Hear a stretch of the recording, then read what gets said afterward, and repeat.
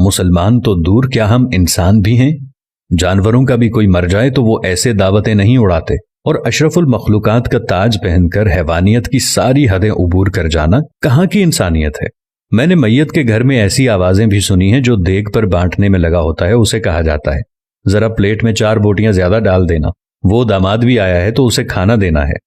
وہ بیٹی جو ماں یا باپ کی میت پر رو رو کر ہلکان ہو رہی تھی، جیسے ہی جنازہ اٹھتا ہے تو وہ سارا غم پس پشت ڈال کر کھانا تقسیم کرنے میں لگ جاتی ہے کہ سسرال والے بھی آئے ہیں، انہیں کھانا نہ ملا تو ساری زندگی باتیں سننے کو ملیں گی کہ تیرے باپ کی میت پر تو ہمیں کھانا بھی نہیں پوچھا کسی نے۔